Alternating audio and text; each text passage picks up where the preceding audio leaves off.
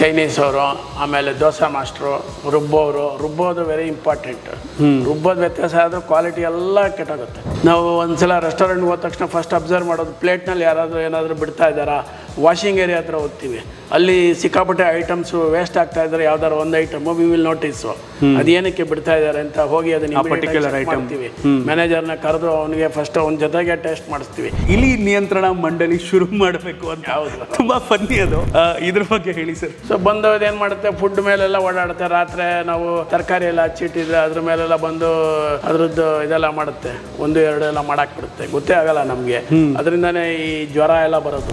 Suppose ಅವನು set dosa roast ಮಾಡೋದು ಅಂತ ಇಟ್ಕೊಳ್ಳಿ. ರೋಸ್ಟ್ ಮಾಡಿದ್ರೆ ಗಟ್ಟಿ ಬರುತ್ತೆ dosa. Set dosa should be spongy and soft. ಒಂದು ಹೂ ಥರ ಇರಬೇಕು, ಅದು ಅಷ್ಟು ಮೃದು ಇರಬೇಕು. ಇವ್ರಿಗೆ ಫೈರ್ ಡಿಪಾರ್ಟ್ಮೆಂಟ್ ಹತ್ರ ಸ್ಟ್ಯಾಟಿಸ್ಟಿಕ್ಸ್ ಕೇಳಿದ್ರೆ ಅವ್ರು ಹೇಳ್ತಾರೆ ಎಷ್ಟು ಫೈರ್ ಆಯಿತು ಅಂತ. ಬಟ್ ಎಷ್ಟು ಫೈರ್ ಆಯಿತು ಅಂತ ಹೇಳ್ತಾರೆ, ಅದು ಇಲಿಯಿಂದ ಆಗಿದೆ ಅಂತ ಅವ್ರಿಗೆ ಗೊತ್ತಾಗಲ್ಲ. ಯಾಕಂದರೆ ಇಲಿನ ರೋಸ್ಟ್ ಆಗಿಬಿಟ್ರು ಫೈರಲ್ಲಿ ಗೊತ್ತಾಗಲ್ಲ. ಹೋಟ್ಲಲ್ಲೇ ತಿನ್ನೋದ್ರಿಂದ ಕಸ್ಟಮರ್ಗೆ ಏನು ಕೊಡ್ತಾ ಇದೀವಿ ಅನ್ನೋದು ನನಗೆ ಗೊತ್ತಾಗುತ್ತೆ. ಒಂದು ಪರ್ಟಿಕ್ಯುಲರ್ ಫೇವ್ರೆಟ್ ಪಾಕಶಾಲ ಔಟ್ಲೆಟ್ ಯಾವ್ದು ನಿಮ್ದು? ನಮಗೆ ಯಾವ್ದು ಚೆನ್ನಾಗಿ ಮಾಡ್ತಾರಲ್ಲ ಅದ್ರ ಮೇಲೆ ವ್ಯಾಮೋಹ ಜಾಸ್ತಿ. ಯಾಕೆಂದ್ರೆ ಅದನ್ನ ಸರಿ ಮಾಡಬೇಕು. ಚೆನ್ನಾಗಿ ಮಾಡ್ತಾ ಇರೋದು ಚೆನ್ನಾಗಿ ಆಗ್ತಾ ಇರುತ್ತೆ, ತೊಂದರೆ ಇಲ್ಲ ಬಿಡು ಅಂತ. ಚೆನ್ನಾಗಿ ಆಗದೆ ಇರೋದಕ್ಕೆ we have to concentrate more and we have to set right things ಅಂತ.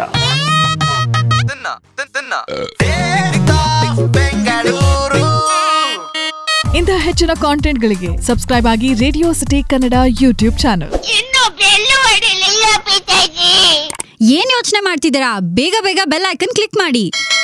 35 ಹೋಟೆಲ್ಸ್ ಮಾಡೋದು ಈಸಿ ಅಲ್ಲ ಸರ್. ಐ ಮೀನ್ ಇವತ್ತು ಏನೇ ಟೆಕ್ನಾಲಜಿ ಇರ್ಬೋದು, ಎಷ್ಟೇ ಮ್ಯಾನ್ ಪವರ್ ಇರ್ಬೋದು, ಬಟ್ ಸ್ಟಿಲ್ ಹೋಟೆಲ್ ಅಂತ ಬಂದಾಗ ಒಂದು consistency is the key to success ಅಂತ ಹೇಳ್ತಾರೆ. ಪಾಕಶಾಲಾದಲ್ಲಿ ಬಿಸಿಬೇಳೆ ಬಾತ್ ಆಗಿರ್ಬೋದು, ರವಾ ಇಡ್ಲಿ ಆಗಿರ್ಬೋದು, ಸಾಂಬಾರ್ ಆಗಿರ್ಬೋದು, ಮಸಾಲೆ ದೋಸೆ ಆಗಿರ್ಬೋದು, ಯಾವತ್ತೇ ಬಂದರೂ ಒಂದೇ taste.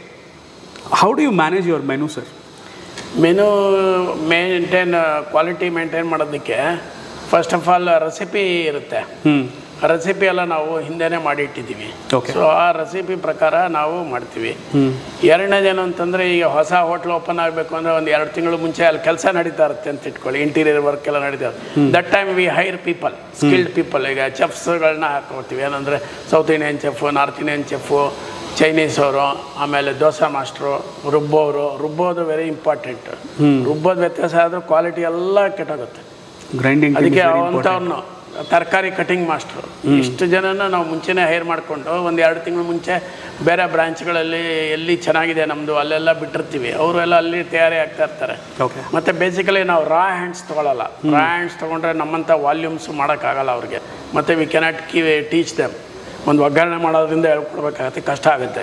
Instead we will prefer A chef. ಯಾರೋ ಒಬ್ಬ ಚೆಫ್ ಬೇರೆ ಎಲ್ಲೋ ಮಾಡ್ತಿರ್ತಾರೆ ಅಂತ ಇಟ್ಕೊಳ್ಳಿ. ಅವನಿಗೆ ಆ ಚೆಫ್ ನಾಲೆಜ್ ಇರೋನ್ನ ಕರ್ಕೊಂಬಂದು ನಾವು ಟ್ರೈನ್ ಮಾಡ್ಬೋದು. ಆವಾಗ within fine tuning only is required. ಬೇಗ ಆಗುತ್ತೆ, ಚೆನ್ನಾಗುತ್ತೆ. 99% ಆ್ಯಕ್ಯುರಸಿ ಬರುತ್ತೆ ಸರ್. 1% ಸ್ವಲ್ಪ ವ್ಯತ್ಯಾಸ ಆಗುತ್ತೆ. That depends on the maintenance in the bain marie also. For example sagu ಯಾವುದೋ ಇರುತ್ತೆ, ಬಾಂಬೆ ಸಾಗು ಮಾಡಿರ್ತೀವಿ ಅಂತ ಇಟ್ಕೊಳ್ಳಿ. ಅದು sometimes it may become dry because temperature very high ಇದ್ದರೆ ವಾಟರ್ ವೇಪರ್ ಕಂಟೆಂಟ್ ಹೋಗ್ಬಿಟ್ಟು ಡ್ರೈ ಆಗಿಬಿಡುತ್ತೆ. ಸೊ ಇದನ್ನೆಲ್ಲ ಮಾನಿಟರ್ ಮಾಡಬೇಕು ಅವರು. ಅದಕ್ಕೆಲ್ಲ ಟ್ರೈನಿಂಗು ನಾವು ಕೊಟ್ಟಿರ್ತೀವಿ. ಇನ್ ಸ್ಪೈಟ್ ಆಫ್ ವಿಚ್ ಕೆಲವು ಸಲ ಇದಾಗುತ್ತೆ. ಸೊ ಇದನ್ನು ಚೆಕ್ ಮಾಡೋದಕ್ಕೆ ಕ್ವಾಲಿಟಿ ಕಂಟ್ರೋಲ್ ಟೀಮ್ ಹೋಗ್ತಾರೆ. ಅದು ಅಕಸ್ಮಾತ್ ಏನಾದ್ರು ವ್ಯತ್ಯಾಸ ಇದೆ ಅಂದರೆ ಅದನ್ನು ಮತ್ತೆ ಆಚೆ ತೆಗೆದು ಅದಕ್ಕೆ ಏನು ಮಾಡಬೇಕು, ಫೈನ್ ಟ್ಯೂನಿಂಗ್ ಏನೋ ಮಾಡೋದಿರುತ್ತೆ. ಅದು ಅಂದರೆ ಒಂದು ರೆಡಿಯಾಗಿರೋ ಡಿಶ್ ಕೂಡ ಒಂದು particular temperature plays an important role in all food ಇಂಡಸ್ಟ್ರಿನಲ್ಲೇ ಅದು ಇಂಪಾರ್ಟೆಂಟು. ಯಾಕಂದರೆ ಓವರ್ ಹೀಟ್ ಆಗಬಾರ್ದು, ಅಂಡರ್ ಹೀಟು ಆಗಬಾರ್ದು. ಒಂದು ಕರೆಕ್ಟ್ ಟೆಂಪ್ರೇಚರ್ ಇರಬೇಕು. ಕೆಲವು ಕೋಲ್ಡ್ ಐಟಮ್ಸ್ ಎಲ್ಲ ನಿಮಗೆ 4 ಡಿಗ್ರಿ ಈ ಥರ ಎಲ್ಲ ಇರಬೇಕು. ಕೆಲವು ಜ್ಯೂಸು ಮಿಲ್ಕ್ ಶೇಕ್ ಎಲ್ಲ ಬಿಲೋ 0 ಇರಬೇಕು, ಗೊತ್ತಲ್ಲ, ಅದೆಲ್ಲ ಐಸ್ ಫಾರಮ್ನಲ್ಲಿ ಇರುತ್ತೆ, ಆ ಥರ ಇರಬೇಕು. ಆಮೇಲೆ ಹಾಟ್ ಟೆಂಪ್ರೇಚರ್, ಈಗ ಸಾಂಬಾರು ಅದು ಇದೆಲ್ಲ ಒಂದು 80 ಡಿಗ್ರಿ ಇರಬೇಕು. ಕಾಫಿ 80 ಡಿಗ್ರಿ ಇರಬೇಕು. 100 ಡಿಗ್ರಿ ಆಗಿಬಿಟ್ರೆ ಬಾಯ್ಲಿಂಗ್ ಆಗಿಬಿಡುತ್ತೆ, ಅದು ಕಷ್ಟ. ನಾಲ್ಗೆ ಸುಟ್ಟೋದ್ರೆ ಮತ್ತೆ ಟೇಸ್ಟ್ ಬರಲ್ಲ. ಹೇಗೆಂದು ಹೇಳ್ಸೆ ಚೆನ್ನಾಗಿಲ್ಲ ಅಂತ ಅದನ್ನು ನೋಡ್ಕೋಬೇಕು. ಆಮೇಲೆ ಈ ಕಾಫಿನಲ್ಲಿ ಇದರಲ್ಲಿ ಎಲ್ಲ ಈ ಸೂಪು ಗೀಪು ಅಲ್ಲೆಲ್ಲ ನಾವು ಹಾಗೆ ಇಟ್ಟಿದ್ರೆ ಕೆನೆ ಕಟ್ಟುತ್ತೆ ಮೇಲ್ಗಡೆಗೆ ಕ್ರೀಮು. ಆ ಕೆನೆನೆಲ್ಲ ಫಿಲ್ಟರ್ ಮಾಡಿ ತೆಗಿಬೇಕದು. ಇಲ್ಲ ಅಂದರೆ ನಾವು ಹೋಗಿ ಹೋಟೆಲಲ್ಲಿ ತಿಂತೀವಿ, ಚೆನ್ನಾಗಿಲ್ಲ ಅಂತ ಹೇಳ್ತೀವಿ, ಬಟ್ ಅದ್ರ ಹಿಂದೆ ಎಷ್ಟು ಪ್ರೋಸೆಸ್ ಇದೆ ಇದನ್ನು ಕೇಳ್ತಾ ಹೋದ್ರೇ ಗೊತ್ತಾಗೋದು ನಮಗೆ. ಅಂದರೆ ಒಂದು ಚಿಕ್ಕ ಮೈನ್ಯೂಟ್, ಅಂದರೆ ಒಂದು ಕೆನೆ ಕೂಡ ಮ್ಯಾಟ್ರ್ ಆಗುತ್ತೆ ನೋಡಿ. ಸೊ ಅದನ್ನು ಇಷ್ಟು ನೀಟಾಗಿ ನಮ್ಮ ವಾಸುದೇವ್ ಅಡಿಗರು ಎಕ್ಸ್ಪ್ಲೈನ್ ಮಾಡ್ತಾ ಇದ್ದಾರೆ ನಮಗೆ. ನಿಮ್ಮ ಫೇವ್ರೆಟ್ ಫುಡ್ ಯಾವ್ದು ಸರ್ ಪಾಕಶಾಲಾದಲ್ಲಿ ನನಗೆ ಫೇವರೇಟ್ ಫುಡ್ಡು ಅಂತ ನನಗೆ ಖಂಡಿತ ಆ ಥರ ಇಲ್ಲ. Because I love food, like foodie, ನೀವು ಫುಡ್ಡಿ ಅಂತ ನನಗೆ ಗೊತ್ತು. ಹೌದು, ಆ ಥರ. ಯಾಕೆಂದರೆ ರೌಂಡ್ ರಜಸ್ಸಲ್ಲಿ ನೀವು ಅದನ್ನೇ ಹೇಳೋದು. ಈ ಎಲ್ಲ ಫುಡ್ಡು ಚೆನ್ನಾಗಿರುತ್ತೆ ಸರ್. ಎನಿಥಿಂಗ್ ಇವಾಗ ನಾವು ನಮ್ಮದು ಸೌತ್ ಇಂಡಿಯನ್ ಫುಡ್ ಅಂತಲೇ ಹೇಳಲ್ಲ, ಇವನ್ ನಾರ್ತ್ ಇಂಡಿಯನು, ಚೈನೀಸು, ಕಾಂಟಿನೆಂಟಲ್ಲು, ಅಥವಾ ಯಾವುದೋ ಒಂದು ಕೇಕ್ ತಿಂತೀವಿ, ತುಂಬ ಚೆನ್ನಾಗಿರುತ್ತೆ. ಎನಿಥಿಂಗ್ ದಟ್ ಈಸ್ ಪಲಾಟಬಲ್, ಯಾವುದು ನಮಗೆ ಇಷ್ಟ ಆಗುತ್ತೆ ಅಂಥದ್ದನ್ನು ನಾನು ಇಷ್ಟಪಡ್ತೀನಿ. ನಿಜ. ಐ ಮೀನ್ ಸರ್ ಏನು ಹೇಳ್ತಾ ಇರಲ್ಲ, ಇದನ್ನು ನಾನು ಲೈವಾಗಿ ಎಕ್ಸ್ಪೀರಿಯೆನ್ಸ್ ಮಾಡಿದ್ದೀನಿ. ಇವರು ಬೆಳಿಗ್ಗೆ 7 ಗಂಟೆ ಅಥವಾ ಒಂದು 6:30 7 ಗಂಟೆಗೆ ಹೋಟ್ಲಿಗೆ ಬರ್ತಾರೆ. ಬಂದಿದ್ದ ತಕ್ಷಣ ಯಾವ್ಯಾವ ಐಟಮ್ ರೆಡಿ ಇದೆ ಎಲ್ಲ ಟೇಸ್ಟ್ ಮಾಡ್ತಾರೆ. ಅಂದರೆ ಚಿಕ್ಕ ಚಿಕ್ಕ ಕಪ್ಪಲ್ಲಿ ಒಂದೊಂದೇ ಸ್ಪೂನು. ಆ ಟೇಸ್ಟಿಂಗ್ ಸೆಷನಲ್ಲಿ ನಾನು ಇವ್ರ ಜೊತೆ ಸುಮಾರು ಸಲ ಜಾಯಿನ್ ಆಗಿದ್ದೀನಿ. ಆ್ಯಂಡ್ ಆ ಕರೆಕ್ಷನ್ ನೀವು ಹೇಳ್ತಿರಲ್ಲ ಶೆಫ್ಗೆ, ಇದು ಏನಾದ್ರು ತಪ್ಪಾಗಿದ್ರೆ ಇದು ಹಿಂಗಲ್ಲ ಹಿಂಗೆ ಮಾಡು ಅಂತ, ಅದು ಆ ನಾಲೆಡ್ಜ್ ಇದ್ರೇ ಅದನ್ನು ಹೇಳೋಕ್ಕೆ ಸಾಧ್ಯ. ಆ್ಯಂಡ್ ಇಷ್ಟು I think that is one of your success ಅಂತ ಅನ್ಸುತ್ತೆ. ಅದೇ ಇದು ಅನುಭವ ಸರ್, ಇದೆಲ್ಲ ಅನುಭವದಿಂದ ಬರುತ್ತೆ. ಈ ಒಂದು ಚೆಫ್ ಆಗಿದ್ರೆ ಈ ನಾಲೆಡ್ಜು ಇಮಿಡಿಯೇಟಾಗಿ ಬರುತ್ತೆ, ಇಲ್ಲಾಂದರೆ ಅನುಭವದಿಂದ ಬರುತ್ತೆ. ಅನುಭವ ಅಂದರೆ it takes years to learn all this things. So ನೀವು ಮನೇಲಿ ಊಟ ತಿಂಡಿ ಮಾಡೋದಿಲ್ವ ಅನ್ಸುತ್ತೆ? ಊಟ ತಿಂಡಿ ಮನೆಯಲ್ಲಿ ಭಾಳ ಅಪರೂಪ. ಯಾಕೆ ಅಂತಂದರೆ ನಾನು ಮನೆಗೆ ಹೋಗೋದು ಕಮ್ಮಿ. ಬೆಳಿಗ್ಗೆ ಬೇಗ ಮನೆ ಬಿಟ್ಬಿಡ್ತೀನಿ, ಒಂದು 6-6:30 ಒಳಗೆ ಮನೆ ಬಿಟ್ಬಿಟ್ರೆ ನಾನು ರೀಚ್ ಆಗೋದು ಒಂದು 9:30. ಈಗ ಮುಂಚಿನ ದಿನಗಳಲ್ಲಿ 11 ಗಂಟೆಗೆ ಹೋಗ್ತಾ ಇದ್ದೆ. ಓಕೆ. ಸೊ ಹಾಗಾಗಿ ನನಗೆ ಮನೆಗೆ ಹೋಗೋಕ್ಕೆ ಅವಕಾಶ ಆಗ್ತಾಯಿರಲಿಲ್ಲ. ಬಿಕಾಸ್ ನಮ್ಮದು ಕರ್ನಾಟಕ ಎಲ್ಲ ಇರೋದು, ಸ್ಪ್ರೆಡ್ ಆಗಿರೋದು. ನಾನು ದೂರ ಇರ್ತಾಯಿದ್ದೆ, ಅಲ್ಲಿಂದ ಮನೆಗೆ ಬರೋಕ್ಕಾಗಲ್ಲ, ಟೈಮಿಂಗ್ ಇಟ್ಕೊಳಕ್ಕಾಗಲ್ಲ. ಮತ್ತು ನಾವು ಹೋಟ್ಲಲ್ಲೇ ತಿನ್ನೋದ್ರಿಂದ ಕಸ್ಟಮರ್ಗೆ ಏನು ಕೊಡ್ತಾ ಇದೀವಿ ಅನ್ನೋದು ನನಗೆ ಗೊತ್ತಿರುತ್ತೆ. ಇಲ್ಲ ಅಂದರೆ ನಮಗೆ ನಾಲೆಜೇ ಇರಲ್ಲ, ಏನೋ ಮಿಸ್ಟೇಕ್ ಆಗಿರ್ಬೋದು, ಇಟ್ ಮೇ ಬಿ ಸೆಲ್ಲಿಂಗ್ ಹೋಗ್ತಾ ಇರ್ಬೋದು. ನಾವು ಒಂದ್ಸಲ ರೆಸ್ಟೋರೆಂಟ್ಗೆ ಹೋದ ತಕ್ಷಣ ಫಸ್ಟ್ ಅಬ್ಸರ್ವ್ ಮಾಡೋದು ಪ್ಲೇಟ್ನಲ್ಲಿ ಏನಾದರೂ ಬಿಡ್ತಾ ಇದ್ದಾರಾ. ವಾಷಿಂಗ್ ಏರಿಯಾ ಹತ್ರ ಹೋಗ್ತೀವಿ, ಅಲ್ಲಿ ಸಿಕ್ಕಾಪಟ್ಟೆ ಐಟಮ್ಸು ವೇಸ್ಟ್ ಆಗ್ತಾ ಇದ್ದಾರೆ. ಯಾವ್ದಾರು ಒಂದು ಐಟಮು ವಿ ವಿಲ್ ನೋಟಿಸು ಅದೇನಕ್ಕೆ ಬಿಡ್ತಾ ಇದ್ದಾರೆ ಅಂತ ಹೋಗಿ ಅದನ್ನ ಪರ್ಟಿಕ್ಯುಲರ್ ಐಟಮ್ ಮ್ಯಾನೇಜರ್ನ ಕರೆದು ಅವನಿಗೆ ಫಸ್ಟ್ ಒಂದು ಜೊತೆಗೆ ಟೇಸ್ಟ್ ಮಾಡಿಸ್ತೀವಿ. ಯಾಕಪ್ಪ ಅಷ್ಟೊಂದು ಜನ ಬಿಡ್ತಾ ಇದ್ದಾರೆ, ಚೆನ್ನಾಗಿದ್ರೆ ಯಾರೂ ಬಿಡೋದಿಲ್ಲ, ಚೆನ್ನಾಗಿ ಇಲ್ಲದ್ರೆ ಮಾತ್ರ ಬಿಡೋದು. ಇಲ್ಲ ಕ್ವಾಂಟಿಟಿ ನೀವು ಎಕ್ಸಸ್ ಆಗ್ತಾ ಇರಬೇಕು, ಅನವಶ್ಯಕ. ಈಗ ಯಾವುದೋ ಒಂದು ಅರ್ಧ ದೋಸೆ ಇರುತ್ತೆ, ಈ ವೇಟ್ರಿಗೆ ಚಟ್ನಿ ತಗೊಂಬಂದ್ರೆ ಅವನು 1 ಕಪ್ ಫುಲ್ ತಂದುಬಿಡ್ತಾನೆ. ಅವನು ಸ್ವಲ್ಪ ಬುದ್ಧಿ ಉಪಯೋಗಿಸಲ್ಲ, ಅದಕ್ಕೆ ಅರ್ಧ ಇದೆ, ಒಂದು ಸ್ವಲ್ಪ ಚಿಕ್ಕ ಕಪ್ಪಲ್ಲಿ ಕೊಡ್ಬೋದು ಅಂತ ಆ ಥರ ಯೋಚನೆ ಮಾಡಲ್ಲ. ಸೊ ಈ ಥರದ್ದೆಲ್ಲ ಇರುತ್ತೆ. ಹಾಗಾಗಿ ಅದನ್ನು ನಾವು ಮಾನಿಟರ್ ಮಾಡ್ತಾ ಇರ್ತೀವಿ. Nice sir. ಸೊ ಈಗ 35 ಪಾಕಶಾಲಾ ಇದೆ. ಇದರಲ್ಲಿ ಐ ಮೀನ್ ಎಲ್ಲ ಮಕ್ಕಳು ನಿಮ್ಗೆ ಫೇವ್ರೇಟ್ ಅಂತಲೇ ಗೊತ್ತು, ಬಟ್ ಅದರಲ್ಲಿ ಒಂದು ಪರ್ಸ್ನಲ್ ಫೇವ್ರೇಟ್ ಅಂತ ಇರುತ್ತೆ. ಅದು ಯಾವ್ದು ಸರ್? ಅಥವಾ ದಿನ ಹೋಗೋ ಜಾಗ, ಅಥವಾ ಒಂದು ಪರ್ಟಿಕ್ಯುಲರ್ ಫೇವ್ರೆಟ್ ಪಾಕಶಾಲಾ ಔಟ್ಲೆಟ್ ಯಾವ್ದು ನಿಮ್ಮದು, ಅಥವಾ ಡ್ರೀಮ್ ಪ್ರಾಜೆಕ್ಟ್ ಅಂತ ಆಗಿರ್ಬೋದು, ವಾಟ್ ಎವರ್. ನಮ್ದು ಖಂಡಿತ ಹೇಳ್ತೀನಿ, ನನಗೆ ಯಾವುದು ಭೇದ ಭಾವ ಇಲ್ಲ, ಎಲ್ಲದು ಒಂದೇನೆ. ನಮಗೆ ಯಾವುದು ಚೆನ್ನಾಗಿ ಮಾಡ್ತಾ ಇಲ್ಲ ಅದ್ರ ಮೇಲೆ ವ್ಯಾಮೋಹ ಜಾಸ್ತಿ. ಯಾಕೆಂದ್ರೆ ಅದನ್ನ ಸರಿ ಮಾಡಬೇಕು. ಚೆನ್ನಾಗಿ ಮಾಡ್ತಾ ಇರೋದು ಚೆನ್ನಾಗಿ ಆಗ್ತಾ ಇರುತ್ತೆ, ತೊಂದರೆ ಇಲ್ಲ ಬಿಡು ಅಂತ. ಚೆನ್ನಾಗಿ ಆಗದೆ ಇರೋದಕ್ಕೆ we have to concentrate more and we have to set right things ಅಂತ. ಯಾಕೆಂದ್ರೆ ಅದು ನೀವು ಹೇಳ್ದಂಗೆ ಮಗು ಥರ. ನಮಗೆ ಒಂದು ಹೋಟ್ಲು ಕ್ಲೋಸ್ ಮಾಡೋದು ಅಂದರೆ ತುಂಬ ನೋವಾಗುತ್ತೆ. ಯಾವುದೇ ಕಾರಣಕ್ಕೂ ನಾವು ಕ್ಲೋಸ್ ಮಾಡಬಾರ್ದು, ಅದಕ್ಕೆ ತುಂಬ ಹೋರಾಡ್ತೀವಿ ಅದನ್ನು ಸಕ್ಸಸ್ ಮಾಡೋದಕ್ಕೆ. ಹಾಗಾಗಿ ಎಲ್ಲಿ ನಮಗೆ ವೀಕ್ ಇರುತ್ತೆ, ಅಥವಾ ಎಲ್ಲಿ ಮ್ಯಾನೇಜರ್ಸ್ ಕೆಲವು ಕಡೆ ಸ್ವಲ್ಪ ವೀಕ್ ಇರ್ತಾರೆ, ಅಂಥ ಕಡೆ ನಾವು ಹೋಗಿ ಅವರಿಗೆ ಟ್ರೈನ್ ಮಾಡ್ತೀವಿ, ಹೇಳ್ಕೊಡ್ತೀವಿ. ನೋಡಪ್ಪ ಹೀಗಲ್ಲ, ಹೀಗೆ ಏನು ಮಾಡಿದ್ದೆ ಇವತ್ತು, ಇದನ್ನು ಹೀಗೆ ಮಾಡಬೇಕಾಗಿತ್ತು, ಇನ್ನೊಂದು ಸ್ವಲ್ಪ ನೋಡು ಕ್ಲೀನ್ಲಿನೆಸ್ ಸಾಕಾಗಲ್ಲ ಅಂತ ಇಟ್ಕೊಳ್ಳಿ, ಅವನಿಗೆ ಹೇಳ್ಬಿಟ್ಟು ಬರ್ತೀವಿ ಒತ್ತಾಸೆ ಮಾಡಿ. ಸಪೋಸ್ ಹಿಂಗೆ ಅಲ್ಲಿ ದೋಸೆ ಸರಿಗೆ ಬರ್ತಾ ಇರಲ್ಲ ಅಂತ ಇಟ್ಕೊಳ್ಳಿ, ಏನೋ ಒಂದು ಸ್ಮಾಲ್ ವ್ಯತ್ಯಾಸ ಆಗುತ್ತೆ. ಫಾರ್ ಎಕ್ಸಾಂಪಲ್ ಒಂದು ಸೆಟ್ ದೋಸೆ ಅವನು ರೋಸ್ಟ್ ಜಾಸ್ತಿ ಮಾಡಿಬಿಟ್ರೆ ದೋಸೆ ಮಾಸ್ಟ್ರು, ಯಾಕೆಂದರೆ ಈಗ ದೋಸೆ ಮಾಸ್ಟ್ರುಗಳು ಚೇಂಜ್ ಆಗ್ತಾ ಇರ್ತಾರೆ. ಹೌದು, ಅವರು ಒಂದು 6 ತಿಂಗಳಿರ್ತಾರೆ, ಯಾರೋ ಬಿಟ್ಟೋಗ್ತಾರೆ, ಇನ್ನೊಬ್ಬ ಬಂದಿರ್ತಾನೆ, ನಮ್ಗೆ ಅದು ಗೊತ್ತೂ ಆಗಿರಲ್ಲ. HR ಏನೋ ಎಂಪ್ಲಾಯ್ಡ್ ಇದೆ. ಆವಾಗ ಏನಾಗುತ್ತೆ, ಟ್ರೈನಿಂಗು ಕೊಟ್ಟಿರ್ತೀವಿ, ಇನ್ಸ್ಪೈಟ್ ಆಫ್ ವಿಚ್ ಅವರು ಎಲ್ಲೋ ಹಳೆಗೆ ಬೇರೆ ಹೋಟ್ಲಲ್ಲಿ ಮಾಡಿರ್ತಾರೆ, ಅದೇ ಸ್ಟೈಲ್ನಲ್ಲಿ ಮಾಡ್ತಾ ಇರ್ತಾರೆ. ಸಪೋಸ್ ಹಿಂಗೆ ಅವನು ಸೆಟ್ ದೋಸೆ ರೋಸ್ಟ್ ಮಾಡ್ದೆ ಅಂತ ಇಟ್ಕೊಳ್ಳಿ, ರೋಸ್ಟ್ ಮಾಡಿದ್ರೆ ಗಟ್ಟಿ ಬರುತ್ತೆ dosa. Set dosa should be spongy and soft, ಒಂದು ಹೂ ಥರ ಇರಬೇಕು, ಅದು ಅಷ್ಟು ಮೃದು ಇರಬೇಕು.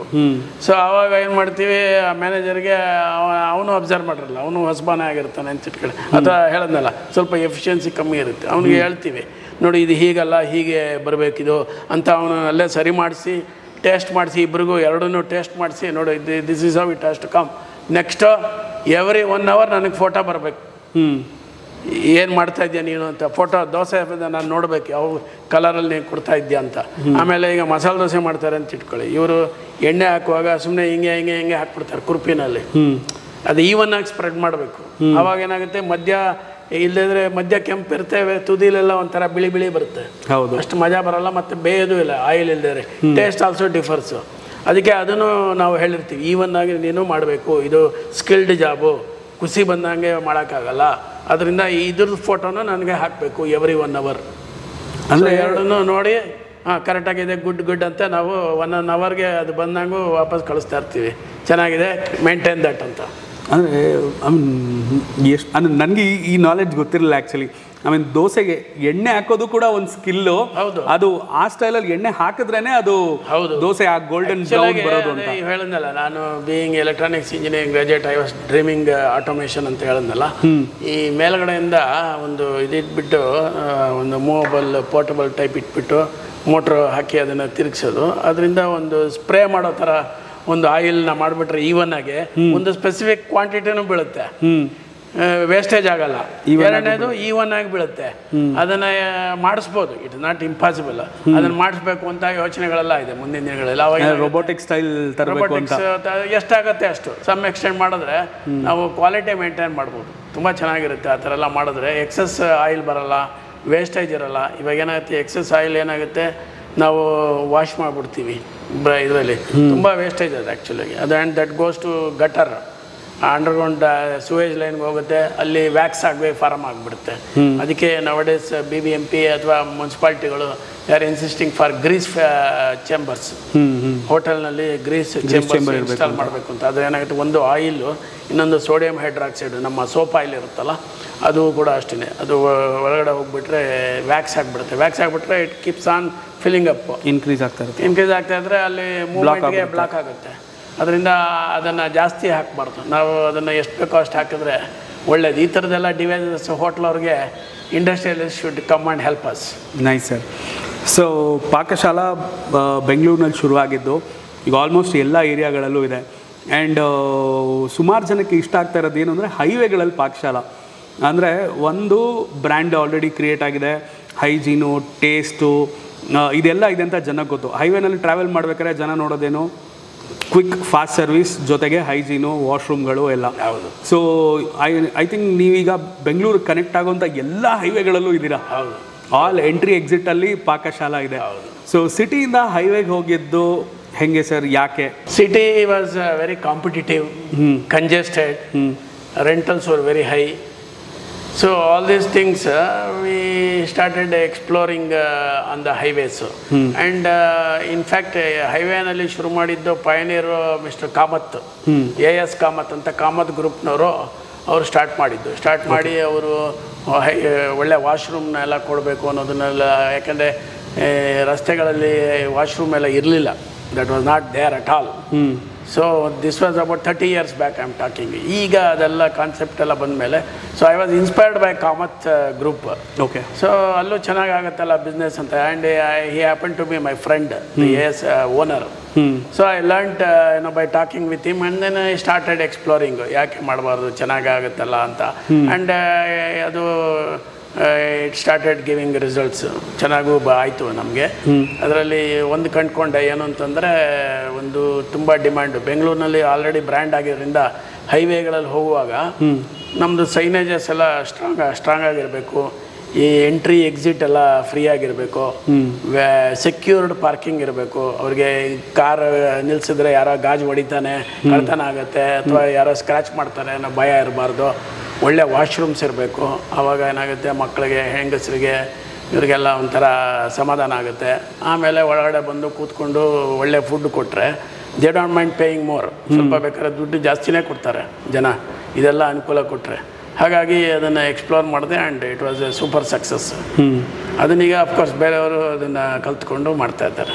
Nice. Competition is very severe again there. Okay. So ಈ ಹೋಟೆಲ್ ನಡೆಸೋದ್ರ ಜೊತೆಗೆ ಗೌರ್ಮೆಂಟ್ಗೆ ನೀವೊಂದು ಅಪೀಲ್ ಮಾಡಿದ್ರಿ, ಅಂದರೆ ಒಂದು ಇಲಿ ನಿಯಂತ್ರಣ ಮಂಡಳಿ ಶುರು ಮಾಡಬೇಕು ಅಂತ. ಹೌದು. ತುಂಬ ಫನ್ನಿ ಅದು, ಇದ್ರ ಬಗ್ಗೆ ಹೇಳಿ ಸರ್. ಸರ್ ಅದು ಫನ್ನಿ ಆದರೂ ಅದರಷ್ಟು ಅದು ರಿಯಾಲಿಟಿ ಅದು.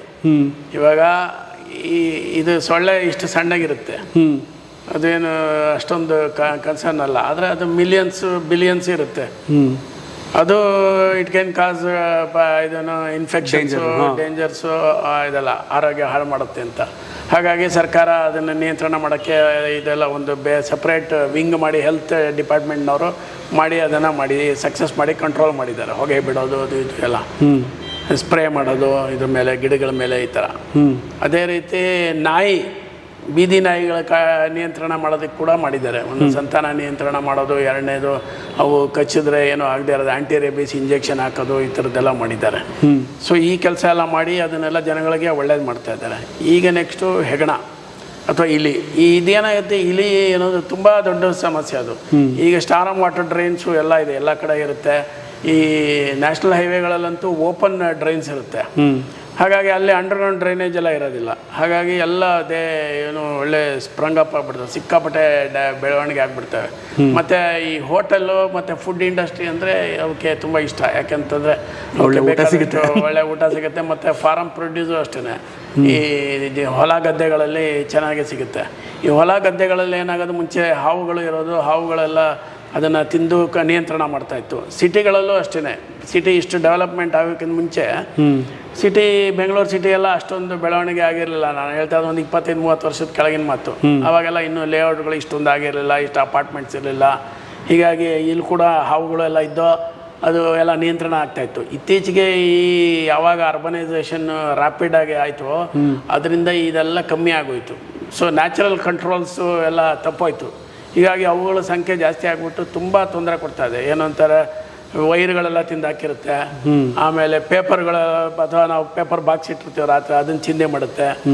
ನೀವು ಇಷ್ಟು ಹೈಟ್ ಮಾಡ್ತೀರಾ ಹೋಟ್ಲನ್ನು, 1 ಮೀಟ್ರ್ ಹೈಟ್ನಲ್ಲಿ ಹೋಟ್ಲ್ ಸೆಟಪ್ ಮಾಡಬೇಕು. ಅದು ಹ್ಯಾಸಪ್ ಸ್ಟ್ಯಾಂಡರ್ಡ್, HACCP ಸ್ಟ್ಯಾಂಡರ್ಡು. ಅದ್ರ ಪ್ರಕಾರ 1 ಮೀಟ್ರ್ ಹೈಟ್ ಇರಬೇಕು ಏನೇ ಹೋಟ್ಲ್ ಮಾಡಿದ್ರೆ. ಆವಾಗ ಅಟ್ಲೀಸ್ಟ್ ಈ ಥರ ಪ್ರಾಣಿಗಳು ಬರೋದಕ್ಕೆ ಅಡಚಣೆ ಆಗುತ್ತೆ ಅಂತ. ಅವು ಏನಾದರೂ ಮಾಡಿ ಪೈಪ್ ಹತ್ಕೊಂಡು ಬಂದ್ಬಿಡ್ತವೆ. ನೀವು ಔಷಧಿ ಹೊಡೆದು ಫ್ಲಶ್ ಔಟ್ ಮಾಡ್ತೀರಾ. ಫ್ಲಶ್ ಔಟ್ ಮಾಡಿದ್ರೆ ಆಚೆ ಹೋಗುತ್ತೆ ಆ ಟೈಮಿಗೆ, ಯಾಕೆಂದರೆ ಸೌಂಡ್ ಇದ್ದರೆ ಅವು ಇರೋದಿಲ್ಲ. ಮತ್ತೆ ರಾತ್ರಿ ಮತ್ತೆ ಯಥಾ ಪ್ರಕಾರ ಬರುತ್ತೆ. ಮೋರಿಯೊಳಗೆ ಮಿಲಿಯನ್ಸ್ ಏನೋ ಮಶ್ರೂಮ್ ಆಗಿಬಿಟ್ಟು ಹುಟ್ಕೊಳ್ಳುತ್ತೆ. ಅದನ್ನು ಇಂಪಾಸಿಬಲ್ ಟು ಕಂಟ್ರೋಲ್. ನೀವು ಒಳಗಡೆ ಇಂದ ಹೊರಗಡೆ ಓಡಿಸಿದ್ರೆ ಮತ್ತೆ ಬರುತ್ತೆ. ಸೊ ಬಂದು ಏನು ಮಾಡುತ್ತೆ, ಫುಡ್ ಮೇಲೆಲ್ಲ ಓಡಾಡುತ್ತೆ. ರಾತ್ರಿ ನಾವು ತರಕಾರಿ ಎಲ್ಲ ಹಚ್ಚಿಟ್ಟಿದ್ರೆ ಅದ್ರ ಮೇಲೆಲ್ಲ ಬಂದು ಅದರದ್ದು ಇದೆಲ್ಲ ಮಾಡುತ್ತೆ. 1-2 ಎಲ್ಲ ಮಾಡಾಕ್ಬಿಡುತ್ತೆ, ಗೊತ್ತೇ ಆಗಲ್ಲ ನಮಗೆ. ಅದರಿಂದನೇ ಈ ಜ್ವರ ಎಲ್ಲ ಬರೋದು. ಅದಕ್ಕೆ ಇದನ್ನೆಲ್ಲ ಕವರ್ ಮಾಡಿ ಇಡಬೇಕು. ರಾತ್ರಿ ಎಲ್ಲ ತರಕಾರಿ ಹಚ್ಚಿಟ್ಬಿಟ್ಟು ಹಾಗೆ ಓಪನ್ ಆಗಿಬಿಡಬಾರ್ದು. ನಾವು ಗಾಳಿ ಅಡ್ಡೆ ಅಂತ ಬಿಟ್ಟರೆ ಅದು ಯಾರು ಬಂದು ಇನ್ಫೆಕ್ಷನ್ ಆಗುತ್ತೆ. ಹಾಗಾಗಿ ಇದನ್ನೆಲ್ಲ ಮಾಡಬೇಕು. ಇದಕ್ಕೋಸ್ಕರ ಇದು ನಾವು ಮಾಡೋದಕ್ಕಿಂತ ನಾವು ಎಷ್ಟೇ ಮಾಡಿದ್ರೂ ಅದು ಲಿಮಿಟೇಷನ್ನು. ಸಪೋಸಿಂಗ್ ನಾಳೆ ಫುಡ್ಡಲ್ಲಿ ಏನಾದರೂ ಬಂದರೆ ಕಸ್ಟಮರ್ಸು ಅದನ್ನು ಅಬ್ಜೆಕ್ಟ್ ಮಾಡ್ತಾರೆ. ಹೆಲ್ತ್ ಅಥಾರಿಟೀಸು ನಮಗೆ ನೋಟಿಸ್ ಕೊಡ್ತಾರೆ, ನಮ್ಮ ಹೋಟ್ಲು ಕ್ಲೋಸ್ ಮಾಡ್ತಾರೆ. ಇದೆಲ್ಲ ಏನಿದೆ, ಅದಕ್ಕೆ ಮೂಲ ಕಾರಣ ಈ ಥರ ಆಗ್ತಾಯಿದೆ. ಇಲ್ಲ, ನಮ್ಮ ಕೈಯಲ್ಲಿ ಇಲ್ಲ, ಅದು ನಿಯಂತ್ರಣ ನಮ್ಮ ಕೈಯಲ್ಲಿ ಮಾಡೋಕ್ಕಾಗ್ತಾಯಿಲ್ಲ. ಸರ್ಕಾರ ದೊಡ್ಡ ಇದು ಅವರು ಏನಾದರೂ ಮಾಡಿ ಇದನ್ನೆಲ್ಲ ನಿಯಂತ್ರಣ ಮಾಡಿ ನಮ್ಮ ಎಲ್ಲರಿಗೂ ಹೆಲ್ಪ್ ಆಗುತ್ತೆ. ಫುಡ್ ಇಂಡಸ್ಟ್ರಿಗೆ ಒಂದೇ ಅಲ್ಲ, ಇವನ್ ಕಂಪ್ಯೂಟರ್ ಸಾಫ್ಟ್ವೇರ್ ಇಂಡಸ್ಟ್ರಿಗೆ ಹೆಲ್ಪ್ ಆಗುತ್ತೆ. ಐ ಥಿಂಕ್ ಎಷ್ಟೊಂದು ಕಡೆ ಶಾರ್ಟ್ ಸರ್ಕ್ಯೂಟ್ ಆಗಿರೋದೇ ಇಲಿಯಿಂದಾನೆ. ಅದು ಇವರು ಫೈರ್ ಡಿಪಾರ್ಟ್ಮೆಂಟ್ ಹತ್ರ ಸ್ಟ್ಯಾಟಿಸ್ಟಿಕ್ಸ್ ಕೇಳಿದ್ರೆ ಅವ್ರು ಹೇಳ್ತಾರೆ ಎಷ್ಟು ಫೈರ್ ಆಯಿತು ಅಂತ. ಬಟ್ ಎಷ್ಟು ಫೈರ್ ಆಯಿತು ಅಂತ ಹೇಳ್ತಾರೆ, ಅದು ಇಲಿಯಿಂದ ಆಗಿದೆ ಅಂತ ಅವ್ರಿಗೆ ಗೊತ್ತಾಗಲ್ಲ. ಯಾಕಂದರೆ ಇಲಿನ ರೋಸ್ಟ್ ಆಗಿಬಿಟ್ರು ಫೈರಲ್ಲಿ ಗೊತ್ತಾಗಲ್ಲ. ಇದು ಅದಕ್ಕೋಸ್ಕರ ನಂದು ಒಂದು ಮನವಿ ಸರ್ಕಾರದಲ್ಲಿ, ಹೆಲ್ತ್ ಡಿಪಾರ್ಟ್ಮೆಂಟ್ ಯಾರು ಇವತ್ತು ನೋಡ್ತಾ ಇದ್ದಾರೆ, ಸರ್ಕಾರ ನಮ್ಮ ದಿನೇಶ್ ಗುಂಡೂರು ಸಾಹೇಬರು ಅವರೆಲ್ಲ ಒಂದು ವಿನಂತಿ ಸರ್, ತಾವೆಲ್ಲ ಚೆನ್ನಾಗಿ ಮಾಡ್ತಾ ಇದ್ದೀರಾ ಸರ್ಕಾರದಲ್ಲಿ. ಈ ಒಂದು ಸಮಸ್ಯೆ ಭಾಳ ದೊಡ್ಡ ಬೃಹದಾಕಾರದ ಸಮಸ್ಯೆ. ನೀವೇ ಇದರಲ್ಲಿ ಮೊದಲಿಗರಾಗಿ ಇದನ್ನು ನಿಯಂತ್ರಣ ಮಾಡೋದಕ್ಕೆ ಒಂದು ಕ್ರಮ ತಗೊಳ್ಬೇಕು. ಇದಕ್ಕೆ ಇಮಿಡಿಯೇಟಾಗಿ ಒಂದು ಸ್ಕ್ವಾಡ್ನ, ಒಂದು ಡಿಪಾರ್ಟ್ಮೆಂಟ್ನ ಸೆಟಪ್ ಮಾಡಿ, ಇನಿಷಿಯಲಿ ಬೆಂಗಳೂರು ಸಿಟಿ, ತದನಂತರ ಎಲ್ಲ ಬೇರೆ ಬೇರೆ ಜಿಲ್ಲೆಗಳಲ್ಲೂ ಇದನ್ನು ಮಾಡೋ ಮುಖಾಂತರ ಒಂದು ಇಡೀ ವಿಶ್ವಕ್ಕೆ ಒಂದು ಮಾದರಿ ಆಗಬೇಕು ಅಂತ ನನ್ನ ವಿನಂತಿ. Nice sir. I think government ಇದನ್ನು ಕನ್ಸಿಡರ್ ಮಾಡಲಿ ಅಂತ ನಾವು ಕೂಡ ಆಶಿಸ್ತೀವಿ. ಲೇಟೆಸ್ಟ್ ಪಾಕಶಾಲೆ ಓಪನ್ ಆಗಿದ್ದು ಐ ಥಿಂಕ್ ನೆಲಮಂಗಲದಲ್ಲಿ ಹೊಸದಾಗಿ ಒಂದು 15-20 ದಿನ ಹಿಂದೆ. ನೆಕ್ಸ್ಟ್ ಇನ್ನು ಎಲ್ಲೆಲ್ಲಿ ಬರ್ತಾ ಇದೆ ಸರ್? ಸರ್ ನಮ್ಮದೇನ ಮೈಸೂರಿನಲ್ಲಿ ಬರ್ತಾ ಇದೆ, ಜಸ್ಟ್ ಸೈನ್ಡ್ ದ ಕಾಂಟ್ರಾಕ್ಟು. ಆಮೇಲೆ ಮಂಡ್ಯದಲ್ಲಿ ಬರ್ತಾ ಇದೆ. ಆ ಕಡೆಯಿಂದ ರಿಟರ್ನ್ ಬರುವಾಗ ಮೈಸೂರಿಂದ ಬೆಂಗಳೂರಿಗೆ ಬರುವಾಗ ಲೆಫ್ಟ್ ಸೈಡ್ನಲ್ಲಿ ಮಂಡ್ಯ ಹತ್ರ ಒಂದು ಮಾಡ್ತಾ ಇದ್ದೀವಿ. ಆಮೇಲೆ ಮಾನ್ಯತಾ ಟೆಕ್ ಪಾರ್ಕು ನಮ್ಮ ಸಾಫ್ಟ್ವೇರ್ ಇದೆಯಲ್ಲ ಹಬ್ಬು, ಅದ್ರ ಎದುರುಗಡೆನೆ ಅಲ್ಲೊಂದು ಮಾಡ್ತಾ ಇದ್ದೀವಿ. ಮತ್ತು ಹೈವೇನಲ್ಲಿ ದಾವಣಗೆರೆ ಹತ್ರ ಒಂದು ಮಾಡ್ತಾ ಇದ್ದೀವಿ. ಮತ್ತು ಇನ್ನೊಂದು ಮಂಗಳೂರಲ್ಲಿ ಒಂದು ಆಗ್ತಾಯಿದೆ. Nice sir. ಸೊ ಇಷ್ಟು ಔಟ್ಲೆಟ್ಸ್ನ ಹೆಂಗೆ ಮ್ಯಾನೇಜ್ ಮಾಡ್ತೀರಾ ಸರ್? ಬಿಕಾಸ್ ಜನರಲಿ ಒಂದು ಹೋಟೆಲಲ್ಲಿ ಒಂದು ಸೇಯಿಂಗ್ ಇದೆ, ಯಜಮಾನ್ರಿದ್ರೇ ಅಲ್ಲಿ ಕೆಲಸ ನಡೆಯೋದು ಅಂತ. ಬಟ್ ನೀವು ಸಾಕಷ್ಟು ಟೆಕ್ನಾಲಜಿ ತೊಗೊಂಡು ಬಂದಿದ್ದೀರಾ, ಹ್ಯೂಮನ್ ಇಂಟರ್ಫಿಯನ್ಸ್ ಎಲ್ಲ ಇದೆ. ಬಟ್ ಸ್ಟಿಲ್ ಹೋಟೆಲ್ ಓನರ್ಸಿಗೆ ಅದು ಒಂದು ಸ್ಯಾಟಿಸ್ಫ್ಯಾಕ್ಷನ್ ಸಿಗೋದು ಅವ್ರು ಅಲ್ಲಿ ನಿಂತು ಕೆಲಸ ಮಾಡಿಸ್ದಾಗಲೇ. ಇಷ್ಟು ಮುಂದಿನ ದಿನಗಳಲ್ಲಿ ಇದನ್ನು ಹೆಂಗೆ ಮ್ಯಾನೇಜ್ ಮಾಡಬೇಕು ಅಂತಿದ್ದೀರಾ? ಅದೇ ಹೇಳಿದ್ನಲ್ಲ ಸರ್, ನಾನು ಆವಾಗಲೇ ಹೇಳ್ದಂಗೆ ಒಂದು ಕಾರ್ಪೊರೇಟ್ ಟೀಮ್ ಇದೆ. If you have dedicated people and if you train them, it should not be a problem at all. So each unit ನೋಡ್ಕೊಳ್ಳೋದಕ್ಕೆ ಒಬ್ಬರು ಮ್ಯಾನೇಜರ್ ಅಂತ ನಾವು ಇಟ್ಟಿರ್ತೀವಿ. ಮ್ಯಾನೇಜರ್ಸ್ ಮೀಟಿಂಗ್ ಅಂತ ಮಾಡ್ತೀವಿ, ಅವ್ರಿಗೆ ಟ್ರೈನಿಂಗ್ ಕೊಡಿಸ್ತೀವಿ. ಮತ್ತು ಇನಿಷಿಯಲಿ ಒಬ್ಬ ಅಸಿಸ್ಟೆಂಟ್ ಮ್ಯಾನೇಜರ್ನ ಅಲ್ಲಿ ಬಿಟ್ಟಿರ್ತೀವಿ. ಅವನು ಒಂದು 2 ವರ್ಷ 3 ವರ್ಷ ಆದಮೇಲೆ ಎಲ್ಲ ಸ್ವಲ್ಪ ಸ್ಕಿಲ್ ಕಲ್ತ ಮೇಲೆ ಅವನ್ನ ಮ್ಯಾನೇಜರ್ ಆಗಿ ಪ್ರಮೋಷನ್ ಮಾಡೋದು. ಅಥವಾ ಇನ್ನೊಬ್ಬನ ಡೈರೆಕ್ಟ್ ಮ್ಯಾನೇಜರ್ ಅಂತ ಅಪಾಯಿಂಟ್ ಮಾಡ್ಬೇಕಾದ್ರೆ ಅವನಿಗೆ ಅನುಭವ ಇರಬೇಕು, ಬೇರೆ ಎಲ್ಲಾದರೂ ಮಾಡಿ ಅನುಭವ ಇದ್ದರೆ ಅಂಥವನ್ನ ಹಾಕ್ಕೋತೀವಿ. ಮತ್ತು ಕಾರ್ಪೊರೇಟ್ ಟೀಮಲ್ಲಿ ಡಿಫ್ರೆಂಟ್ ಡಿಪಾರ್ಟ್ಮೆಂಟ್ಸ್ ಇದೆ. ಈಗ ಹೇಳಿದ್ನಲ್ಲ, ಅಕೌಂಟ್ಸ್ ಇದೆ. ಅಕೌಂಟ್ಸ್ ಡಿಪಾರ್ಟ್ಮೆಂಟ್ನವರು ಡೈಲಿ ಎಷ್ಟು ಬಿಸ್ನೆಸ್ ಆಗಿದೆ, ಯಾವ್ಯಾವ ಬ್ರಾಂಚಲ್ಲಿ ಎಷ್ಟೆಷ್ಟಾಗಿದೆ, ಕ್ಯಾಶ್ ಕಲೆಕ್ಷನ್ ಎಷ್ಟು, ಕಾರ್ಡ್ ಕಲೆಕ್ಷನ್ ಎಷ್ಟು, UPI ಪೇಮೆಂಟ್ಸ್ ಎಷ್ಟು, ಇದನ್ನೆಲ್ಲ ನೋಡ್ತಾರೆ. ಮತ್ತು ಇದನ್ನೆಲ್ಲ ಮಾನ್ಯ ದಿವಸ ನೆಕ್ಸ್ಟ್ ಡೇ ಇವರು ಬ್ಯಾಂಕ್ನವರು ಕೆಲವರು ಅಲ್ಲೇ ಬಂದು ಕಲೆಕ್ಷನ್ ಮಾಡೋಕೆ ತೊಗೊಂಡೋಗ್ತಾರೆ ಕ್ಯಾಶ್ ಇದ್ದರೆ. ಇಲ್ಲ ಇನ್ನು ಕೆಲವು ಬ್ಯಾಂಕಿಗೆ ಡೆಪಾಸಿಟ್ ಮಾಡಬೇಕು. ಅದನ್ನು ಮಾನಿಟ್ರ್ ಮಾಡೋದು ಟೀಮು ಕಾರ್ಪೊರೇಟ್ ಆಫೀಸ್ನಲ್ಲಿ ಇರುತ್ತೆ. 12 ಗಂಟೆ ಒಳಗೆ ಅವ್ರಿಗೆ ಮೆಸೇಜ್ ಬಂದುಬಿಡ್ಬೇಕು. ಎಲ್ಲ ಕಡೆ ಹಿಂದಿನ ದಿವಸದ ಕಲೆಕ್ಷನ್ ಎಲ್ಲ ಕ್ರೆಡಿಟ್ ಆಗಿ ರೀಕನ್ಸೈಲ್ ಆಗಿ ಅವರು ನೋಡ್ಕೋತಾರೆ. ನೆಕ್ಸ್ಟು HR ಇರುತ್ತೆ. HR ಡಿಪಾರ್ಟ್ಮೆಂಟ್ನವರು ಒಂದೊಂದು ಬ್ರ್ಯಾಂಚಲ್ಲಿ ಎಷ್ಟೆಷ್ಟು ಜನ ಕೆಲಸ ಮಾಡಿದ್ದಾರೆ, ಎಷ್ಟು ಜನ ಅಬ್ಸೆಂಟ್ ಆಗಿದ್ದಾರೆ, ಎಷ್ಟು ಜನ ವೀಕ್ಲಿ ಆಫು, ಇದು ಎಷ್ಟು ಜನ ಲಾಂಗ್ ಲೀವು, ಇದೆಲ್ಲ ಅವ್ರಿಗೆ ಇಂಪ್ರೆಷನ್ ಇರೋದ್ರಿಂದ instantly they will have access to attendance ಇದೆಲ್ಲ ಇರುತ್ತೆ. ಅದು ಪ್ಲಸ್ ಎಷ್ಟು ಜನ ಇಡಬೇಕು ಅಂತ ಬಡ್ಜೆಟ್ ಮಾಡಿರ್ತೀವಿ.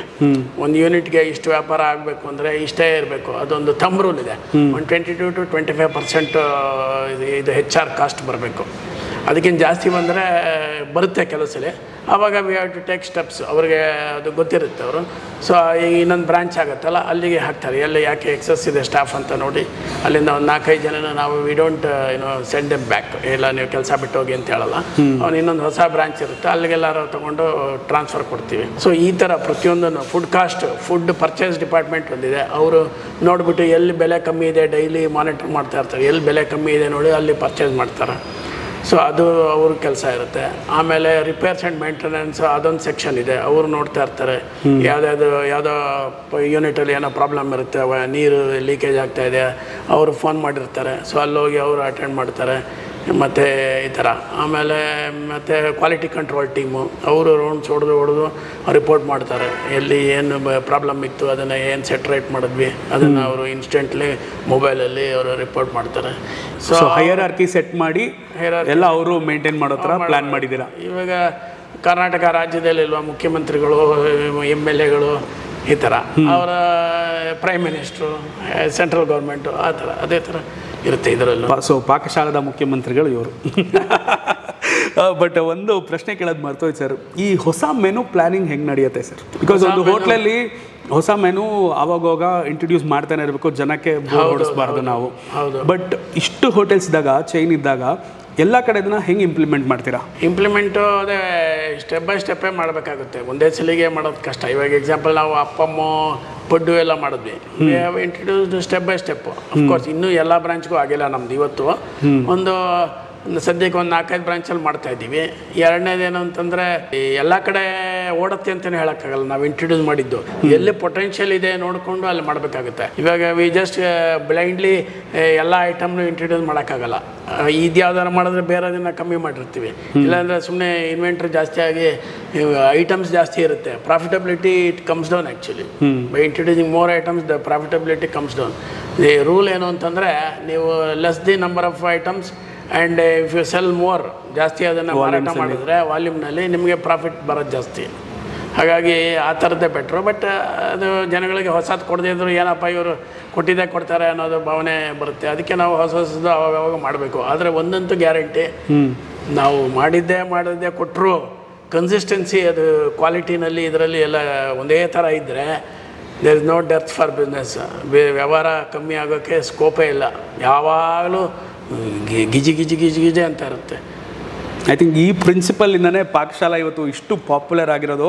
ಕರ್ನಾಟಕ ಅಷ್ಟೇ ಅಲ್ಲದೆ ಆಂಧ್ರದಲ್ಲಿದೆ, ತಮಿಳ್ನಾಡಲ್ಲಿದೆ, ಸಿಂಗಪೂರ್ನಲ್ಲಿದೆ. ಆ್ಯಂಡ್ ಇನ್ಫ್ಯಾಕ್ಟ್ ಇವರ ಆಲ್ಮೋಸ್ಟ್ ಒಂದು 2-3 ಔಟ್ಲೆಟನ್ನು ನಾನೇ ಇನಾಗ್ರೇಟ್ ಕೂಡ ಮಾಡಿದ್ದೀನಿ. ಆ್ಯಂಡ್ ನನಗೆ ಪಾಕಶಾಲಾ ತುಂಬ ಎಮೋಷ್ನಲ್ ಕನೆಕ್ಟ್ ಇದೆ. ಐ ಮೀನ್ ನಂಗೆ ಸುಮ್ಮನೆ ಬೇಜಾರಾದರೆ ನಾನು JP ನಗರ್ ಪಾಕಶಾಲಾದಲ್ಲಿ ಬಂದು ಕೂತು ಒಂದು ಇಡ್ಲಿ ಸಾಂಬಾರು ತಿಂದರೆ ಒಂದು ಖುಷಿ.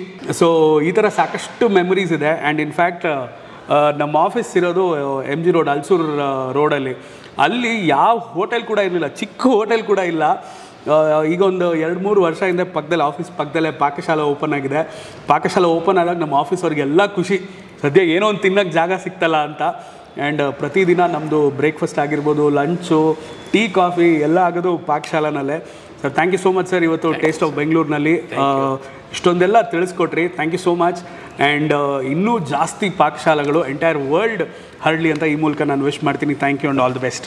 ಧನ್ಯವಾದಗಳು ಸರ್. ಇನ್ನೊಂದು ವಿಷಯ ಏನು ಅಂತಂದರೆ, ನಮ್ಮ ಒಂದು ಪ್ರಿನ್ಸಿಪಲ್ಲು ಅತಿಥಿ ದೇವೋ ಭವ ಅಂತ. ಅದು ಗ್ರಾಹಕರೇ ನಮ್ಮ ದೇವರು ಅಂತ. ನಾನು ಮನೆಯಲ್ಲಿ ಪೂಜೆ ಮಾಡೋದು ಭಾಳ ಕಮ್ಮಿ, ಅಂದರೆ 5 ನಿಮಿಷ ಇರ್ತೀನಿ ದೇವ್ರ ಮನೇಲಿ ಅಷ್ಟೇ. ಯಾಕೆ ಅಂತಂದರೆ ನಾನು ಐ ಕ್ಯಾನ್ ಸ್ಪೆಂಡ್ 2 ಅವರ್ಸು. ಒಂದು ಬೇಕಾದ್ರೆ ದೇವ್ರ ಮನೇಲಿ 2 ಅವರ್ ಕೂತ್ಕೊಂಡು ಮಾಡ್ಬೋದು ಪೂಜೆ. ಆ ಪೂಜೆ ಮಾಡೋದಕ್ಕಿಂತ ನಮ್ಮ ರೆಸ್ಟೋರೆಂಟ್ಗೆ 2 ಅವರ್ ಬೇಗ ಹೋದರೆ ಬರೋ ಗ್ರಾಹಕರೇ ದೇವರು. ಅವ್ರನ್ನ ಪೂಜೆ ಮಾಡೋದು ಅಂದರೆ ಹೊಟ್ಟೆ ಪೂಜೆ, ಚೆನ್ನಾಗಿ ಸೇವೆ, ಚೆನ್ನಾಗಿ ಒಳ್ಳೆ ಸರ್ವಿಸ್ ಕೊಟ್ಟು ಒಳ್ಳೆ ತಿಂಡಿ ಕೊಟ್ಟರೆ ಅವ್ರು ವರ ಕೊಡ್ತಾರೆ. ಏನು ವರ ಹೇಳಿ ಸರ್, ನಿಮ್ಮ ಹೋಟ್ಲಲ್ಲಿ ತುಂಬ ಚೆನ್ನಾಗಿತ್ತು, ನಾಳೆನೂ ಬರ್ತೀವಿ ಅಂತಾರೆ. ನನಗೆ ಅಷ್ಟೇ ಬೇಕಾಗಿರೋದು. ನಾಡಿದ್ದು ಬಿಸ್ನೆಸ್ ಯೋಚನೆ ಮಾಡಲ್ಲ ನಾನು. ನಾಳೆ ಬೆಳಗ್ಗೆ ಹೇಗೆ ಅವ್ರನ್ನ ವಾಪಸ್ ಕರೆಸೋದು, ಅದ್ರ ಜೊತೆಗೆ ಇನ್ನು ಹೊಸ ಗ್ರಾಹಕರನ್ನು ಹೇಗೆ ಅವ್ರನ್ನ ಅಟ್ರಾಕ್ಟ್ ಮಾಡೋದು, ಇದು ನನ್ನ ಗುರಿ. ಹಾಗಾಗಿ ನನಗೆ ಅದೊಂದು ಮಂತ್ರ ಆಗಿಬಿಟ್ಟಿದೆ. ಇದು ನನ್ನ ಒಂದು ಗ್ರಾಹಕರ ಮೇಲೆ ನಾನು ಅಷ್ಟೊಂದು ವಿಶ್ವಾಸ ಇಟ್ಟಿದ್ದೀನಿ, ಅಷ್ಟೊಂದು ಗೌರವ ಇಟ್ಟಿದ್ದೀನಿ, ಅವ್ರ ಮೇಲೆ ಅಷ್ಟೊಂದು ಪೂಜ್ಯ ಭಾವನೆ ಇಟ್ಟಿದ್ದೀನಿ. ಹಾಗಾಗಿ ಎಷ್ಟೋ ಕೆಲವರು ನಮಗೆ ಬೈತಾರೆ, ಆದರೂ ಅವರು ಅರ್ಥ ಮಾಡ್ಕೋಬೇಕು. ತುಂಬ ಕಷ್ಟ ಇದೆ ನಮ್ಮ ವ್ಯವಹಾರ. ಈಗ ವಾಶ್ರೂಮು ಅದು ಇದೆಲ್ಲ ಮೇಂಟೈನ್ ಮಾಡೋದು. ಕೆಲವರು ವಾಶ್ರೂಮ್ಗೆ ಹೋಗಿ ಬರ್ತಾರೆ, ಒಂದು ಬಟನು ಒತ್ತಲ್ಲ, ಫ್ಲಶ್ ಮಾಡಲ್ಲ. ಆ ಟೈಮಲ್ಲಿ ಯಾರೋ ಹೋಗ್ತಾರೆ, ಏನ್ರಿ ನಿಮ್ಮ ವಾಶ್ರೂಮ್ ಗಲೀಜು ಅಂತಾರೆ. ಇದನ್ನೆಲ್ಲ ತಾವು ಅರ್ಥ ಮಾಡಿಕೊಂಡು ದೇರ್ ಇಸ್ ಎ ಲಿಮಿಟೇಷನ್. ನಾವು ಒಂದು ಹ್ಯೂಮನ್ ಬೀಯಿಂಗ್ಸು, ನಾವು ಮನುಷ್ಯ ಜೀವಿಗಳು, ನಮ್ಮಲ್ಲೂ ಲಿಮಿಟೇಷನ್ ಇದೆ. ಇದನ್ನು ಅರ್ಥ ಮಾಡಿಕೊಂಡು ನಮ್ಮ ಜೊತೆಗೆ ಸಹಕಾರ ಕೊಟ್ಟು ನಮ್ಮ ಒಂದು ಒಳ್ಳೆಯ ಕೆಲಸನ ಶ್ಲಾಘನೆ ಮಾಡಿದ್ರೆ ನಮಗೂ ಒಂದು ಜೀವನ ಸಾರ್ಥಕ ಅನಿಸುತ್ತೆ. ಯಾಕೆಂದರೆ ನಾನು ಇವತ್ತು ಕೋಟ್ಯಾಂತರ ರೂಪಾಯಿ ಸರ್ಕಾರಕ್ಕೆ ತೆರಿಗೆ ಕಟ್ತಾ ಇದ್ದೇನೆ. ಅದರಿಂದ ಅಭಿವೃದ್ಧಿ ಕಾರ್ಯಗಳು ನಡೀತಾ ಇದೆ ಗ್ರಾಹಕರೇ. ಎರಡನೇದು, ಒಂದು 1000 ಜನಕ್ಕೆ ಉದ್ಯೋಗ ಕೊಟ್ಟಿದ್ದೀನಿ. ಅವರ ಫ್ಯಾಮಿಲಿಗಳೆಲ್ಲ ಇವತ್ತು ಸಂತೋಷವಾಗಿದ್ದಾರೆ ಅಂತ ಹೇಳೋದಕ್ಕೆ ತಮ್ಮ ಆಶೀರ್ವಾದ ಕೇಳ್ತಾ ಇದ್ದೀನಿ. ನಮಸ್ಕಾರ. ಇಂತಹ ಹೆಚ್ಚಿನ ಕಾಂಟೆಂಟ್ಗಳಿಗೆ ಸಬ್ಸ್ಕ್ರೈಬ್ ಆಗಿ radio city Kannada YouTube channel.